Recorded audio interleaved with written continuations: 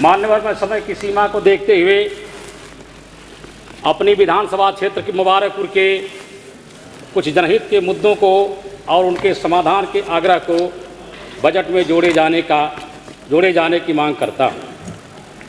माननीय अध्यक्ष जी, आजमगढ़ जनपद के एकमात्र औद्योगिक इकाई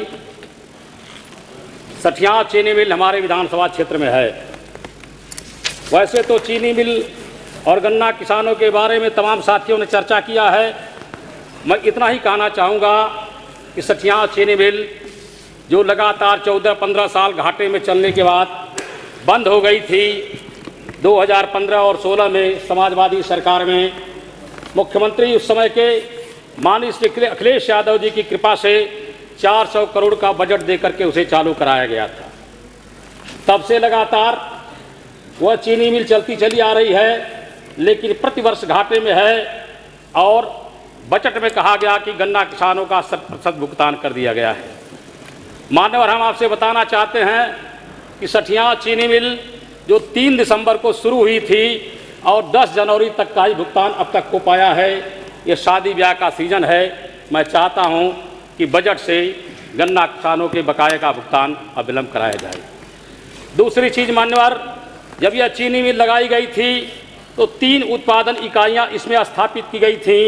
नंबर 1 पर चीनी उत्पादन, नंबर 2 पर बिजली उत्पादन और नंबर 3 पर डिस्टलरी आसवानी की इकाई लगाई गई थी। वर्तमान में आसवानी की जो इकाई है वो बंद चल रही है, जिसकी वजह से लगातार चीनी मिल घाटे में जा रही है। मैं चाहता हूं कि इस डिस्टलरी की इकाई को तत्काल चालू कराया जाए।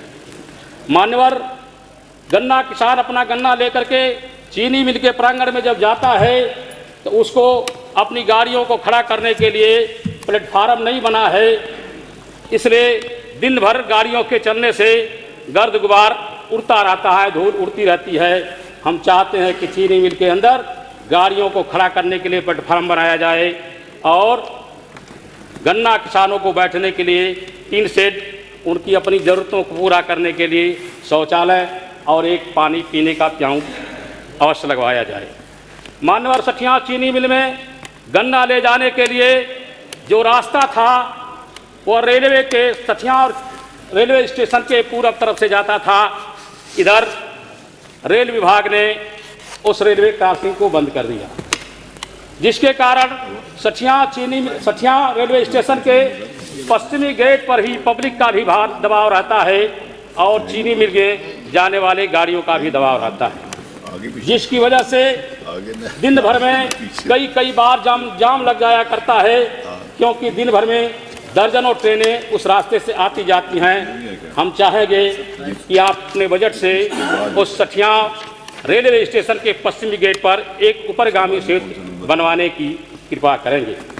माननीय अध्यक्ष जी, चीनी मिल में काम करने वाले जो कर्मचारी हैं आउटसोर्सिंग कंपनी के माध्यम से रखे गए हैं और आउटसोर्सिंग कंपनी की एजेंसी वाला लगातार उनका शोषण और दोहन करता है। हम चाहते हैं कि जब आप ही को कर्मचारियों का भुगतान करना है, पैसा देना है, वेतन देना है, तो बीच में फिर दलालों की आवश्यकता क्या है।